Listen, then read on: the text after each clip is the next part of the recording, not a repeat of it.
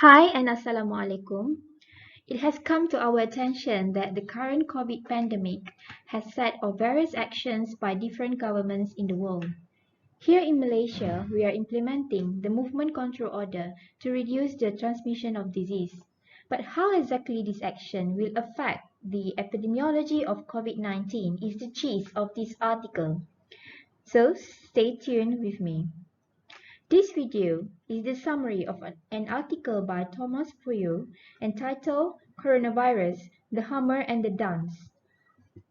What the next 18 months can look like if leaders buy us time. By the way, for those who wish to read the full article, the link is available in the description. The contents of this video will highlight what's the current situation of COVID-19, what options do we have to combat the virus, the importance of time for management and strategies that can be implemented. We will then get an overview of where we are now in the current flow of things and finally wrap up in the conclusion. The important point for consideration from this article is that countries have two options for response. Either they fight it fast and hard now, or just follow the flow with no difference in actions, as if responding to the usual influenza outbreak. In which case, they will suffer a massive epidemic later. The flu and choose the epidemic, hundreds of thousands will die. In some countries, millions. And even then, it might not eliminate further waves of infections. To fight hard now, the fight will be sudden, then gradual, meaning that we will be locked in for weeks, not months. We will then get more and more freedoms back. It might not be back to normal immediately, but it will be close and eventually back to normal. We can also curb the deaths, which will relieve our healthcare system. This enables us to prepare better and deploy resources more efficiently. We will be able to exponentially increase our understanding of COVID-19 as we learn about this disease.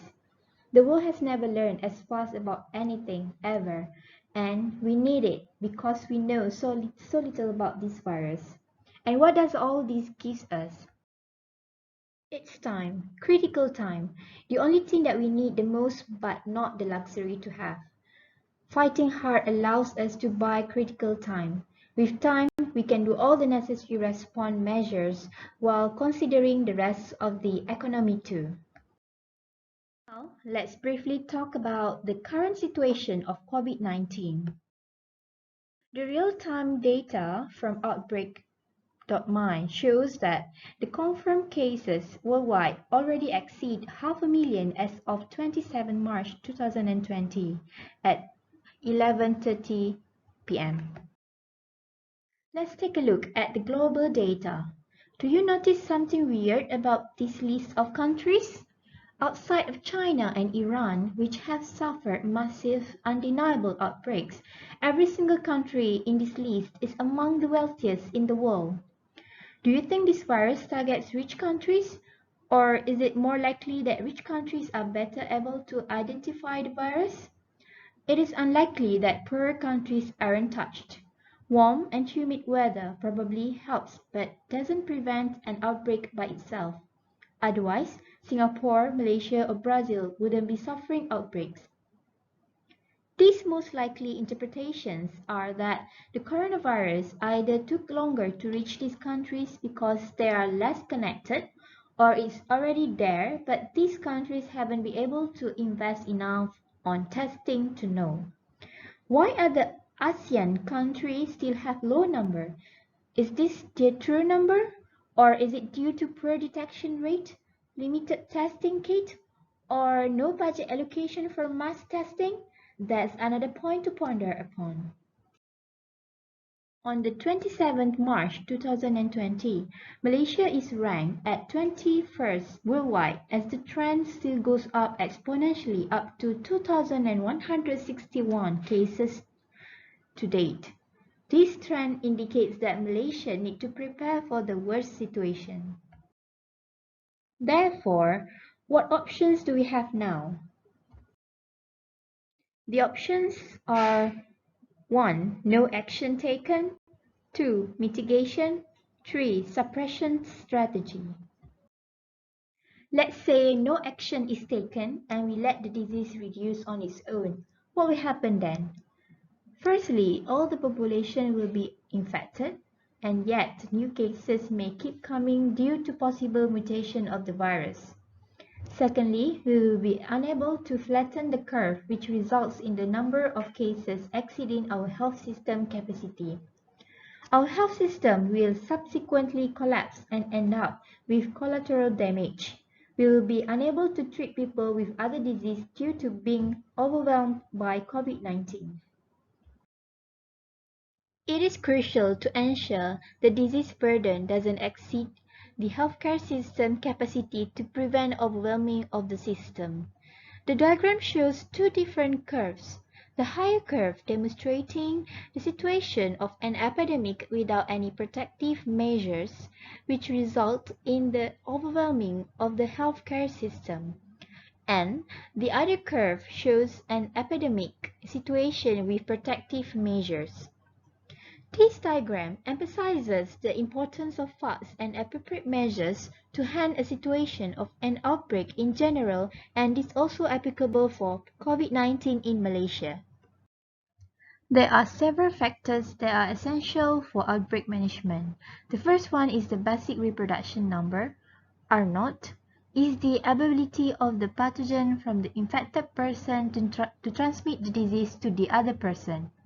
Most of the literatures reported that R0 of COVID-19 is between 2.2 to 2.4, which means one infected person can transmit the disease to 2.5 persons, and this is how the cases will keep increasing if no protective measures is being taken. Secondly, case fatality ratio, CFR, means the number of deaths per total cases. It is very important to know this figure, as the case fatality rate is the proxy to show how much bed capacity are needed to treat the severely ill cases. Current data worldwide shows the average CFR is 4.3%. However, current data in Malaysia shows that CFR is about 1.2%, but the trend of figure is going up time by time. This model simulation shows the infections and death in the United States if no action taken for COVID-19. Note that infected, in pink, peak at 25 million at a certain date.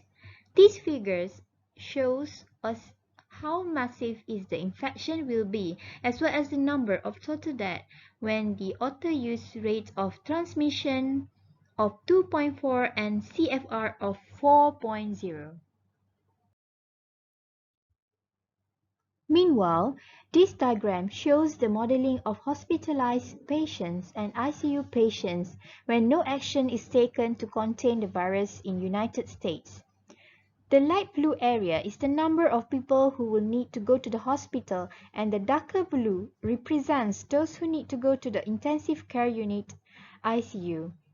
You can see that number will peak at above 3 million in comparison with much lower bed capacity they have in US, around 550,000. That's the red dotted line. Definitely, if this prediction comes true, then US will be in a great trouble, I should say. Then we move to second option, called mitigation. Mitigation basically doesn't try to contain the epidemic, but rather making it less severe. What will happen is that it will just flatten the epidemiological curve by a bit. Once the infectious disease threat reaches an epidemic or epidemic level, the goal of the response to mitigate its impact, thus reduce its incidence, morbidity, and mortality, as well as reduce disruptions to economic, political, and social system. This prediction model shows the peaks for in-need ICU bed for no action to contain the epidemics of COVID-19 versus several different social distancing measures in United Kingdom. In this chart, the do-nothing situation is the black curve, Each of the other curves are what will happen if we implemented tougher and tougher social distancing measures. The blue one shows the toughest social distancing measures, isolating infected people, quarantining people who might be infected, and secluding old people. This blue line is broadly the current UK coronavirus strategy, although for now they're just suggesting it, not mandating it as of dated on 19th of March 2020, when the article was written by the author. In mitigation strategy, it will heavily rely on herd immunity theory to protect the population. However, how does herd immunity works? Important assumption for successful herd immunity. The first assumption is that all the people who are infected and then recover are now immune to the virus, which takes into account until at least 60% of the population get infected, maybe. And the second assumption is that the virus doesn't change too much. If it doesn't change much, then lots of people do get immunity, and at some point the epidemic dies down. However, how likely is this virus to mutate? It seems it already has, thus making mutation the main cause of failure for herd immunity. To our surprise, this diagram shows that mutation of COVID-19 is already happened. Is it worth for applying herd immunity theory? And of course, this should not be surprising, as RNA-based viruses like the coronavirus or the flu tend to mutate around 100 times faster than DNA-based ones, although the coronavirus mutates more slowly than influenza viruses. Then comes the last strategy, which is the suppression strategy. This means that we apply heavy measures quickly to get the epidemic under control, specifically ordering heavy social distancing. The measures will be released in stages so that people can gradually get back their freedoms as things get under control. We will expect greater reduction in the disease incidence, morbidity, and mortality. Why? Because we cut the exponential growth of cases, meaning the R naught is less than 1. Case fatality rate will also be reduced. This will lead to faster return to normal situation with minimal disruption to the economical, political, and social systems. This is secondary to better control of the epidemic, which doesn't completely overwhelm the government. All the model parameters are the same, except that there is an intervention around now to reduce the transmission rate to R equals to 0.62, and because the healthcare system isn't collapsed, the fatality rate goes down to 0.6. The numbers goes down to 40,000 instead of 25 million cases from the first prediction without any measures taken into account. It's the combination of a higher rate of transmission, a higher fatality rate, and a delay in taking measures that explodes the number of fatalities. That's why we need to take measures to reduce R today. For clarification, the famous R naught is R at the beginning, R at time 0. It's the transmission rate when nobody is immune yet and there are no measures against it taken. R is the overall transmission rate. Despite the evidences, the big question is, why do some governments hesitate to use the suppression strategy? Speculations were made that some of the reasons include general view on lockdown. The first lockdown will last for months, which may seem unacceptable for many people. A months-long lockdown will destroy the economy. The poor in the country will suffer the most. And lastly, it wouldn't even solve the problem because we will be just postponing the epidemic. Later on, once we release the social distancing measures, people will still get infected in the millions and die. Suppression strategy demonstrates only delay on the peak of the disease incident according to Imperial College modeling by 6 months period, referring to the red arrow peak gap. Again, the critical element in this argument is time. What if you were about to face your worst enemy, of which you knew very little, and you had two options?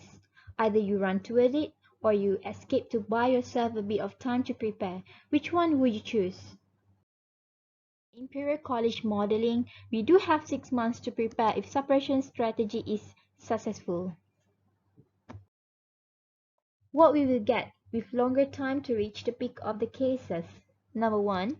Lower number of cases with effective suppression. The number of two cases will plummet overnight. Number 2. Understand the true problem, testing and tracing. By conducting the testing, we will be able to know the true magnitude of the cases, and by doing contact tracing, we want to ensure those who has contact with positive case is being quarantined. Number 3. Build up capacity. We will have more time to buy equipments we will need for a future wave. We can quickly build up our production of masks, PPEs, ventilators, ECMOs, and any other critical device to reduce fatality rate. Number 4. Lower public contagiousness. People haven't learned to stop handshaking. They still hug. They don't open doors with their elbows. They don't wash their hands after touching a doorknob. They don't disinfect tables before sitting. This can be achieved by strengthening public education. Number 5. Understand the virus. Researchers around the globe are mobilizing to understand this virus better. Number 6. Find treatment. What if it turned out that in 2 months we discover a treatment for the coronavirus? Current news tells us WHO has chosen Malaysia to conduct a clinical trial to treat COVID-19 patients using new drugs. How terrible would we look if we already had millions of deaths following a mitigation strategy? Number 7. Understand the cost-benefit. All of the factors above can help us save millions of lives. That should be more than enough. As of today, there are almost small numbers of daily new cases of coronavirus in the entire 60 million big region of Hubei. The diagnostics will keep going up for a couple of weeks, but then they will start going down. With fewer cases, the fatality rate starts dropping too, and the collateral damage is also reduced. Fewer people would die from non-coronavirus related because the healthcare system is simply overwhelmed. Therefore, we shall be discussing the strategy to combat COVID-19 which left no other options behind, the suppression strategy. The author describes it as the hammer and the dance. Hammer involves non-pharmaceutical interventions, NPI. Why NPI? Because no drug is yet available to cure and no vaccine is yet available to prevent COVID-19 at the moment. Like using the hammer, we have to act quickly and aggressively. The diagram shows pragmatic NPI measures taken by several countries according to their policies. We can see the measures taken highly varies according to each country, which may affect the outcomes of the disease trend. The chart shows the situation in Wuhan was under control approximately after 40 days of the implementation of the lockdown. On the other hand, South Korea focuses more on massive testing, contact tracing, and enforced quarantines instead of introducing the lockdown. Based on the graph, the cases were drastically dropped approximately 2 weeks after the measures were introduced. Therefore, I would like to highlight some important points on lockdown. The measures they took in China were pretty similar to the ones taken in Italy, Spain, or France, which includes case isolation, home quarantines, and restriction of movement, where people had to stay at home unless there was an emergency or had to buy food. However, details of the matter is that China's measures were stronger. For example, people were limited to one person per household allowed to leave home every 3 days to buy food. Also, their enforcement was severe. It is likely that this severity stopped the epidemic faster. Simultaneously, in Italy, France, and Spain, measures were not as drastic and their implementation is not as tough. People still walk on the streets, many without masks. This is likely to result in a slower hammer, more time to fully control the epidemic. Lesson learned from South Korea. Suppression methods including travel bans together with efficient testing, efficient tracing, efficient isolating, and efficient quarantine helps dramatically in early detection of the case, minimizing further spread and early treatment of those infected. And China, on the other hand, introduced a very stern actions towards lockdown. After we successfully implement the suppression strategy, then we will start to observe fewer total cases of coronavirus, immediate relief of the healthcare system and the humans who run it, reduction in fatality rate, reduction in collateral damage.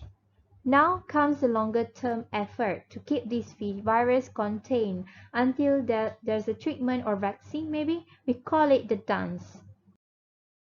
Approximately, we are expecting the suppression strategy will last 3 to 7 weeks should we able to carry out the measures appropriately. Then we move into the dance. I shall describe the dance as a phase where the situation is under control, but all the basic measurements for infection control still take place as usual. This is the phase where every policymaker is to really highly selective of what measures to be retained to prevent the research of the cases when most restrictions already be removed to prevent other collateral damage such as further economic loss. So how does it work? Again, we need to differentiate between R0 and R, which represent rate of transmission. Rate of transmission is highly dependent on the measures carried out by each country to suppress the cases. If we are able to bring down rate of transmission to less than 1, we will observe a successful suppression strategy where the cases will go down drastically over the time. Let's refer to this graph of the transmission rate during coronavirus stages in patients. Noted that 30% of the infected are asymptomatic. If people are massively tested, they can be identified even before they have symptoms. Once quarantined, they can't spread anything. The next 56% of patients have mild to moderate symptoms. If people are trained to identify the symptoms earlier, they reduce the number of days in blue and hence their overall contagiousness. Therefore, if they are isolated as soon as they have symptoms, the contagions from the orange phase disappear. If people are educated about personal distance, mask wearing, washing hands, or disinfecting spaces, they spread less virus throughout the entire period. Only when all this fail do we need heavier social distancing measures. With all information in hand, I would like to ask, where are we at now? Are we doing enough? In my personal opinion, technically all the decisions made by our government are in line with general suppression strategy proposed by this article, as our NPI measures seem to be holistic. However, my big why is our people in Malaysia is truly understand the importance of the movement restriction order and specific protection measures taken by Ministry of Health. Do we really do our part to help them by staying at home and practice good hand hygiene and social distancing? The answer lies between ourselves. Suppression is the best strategy, not mitigation.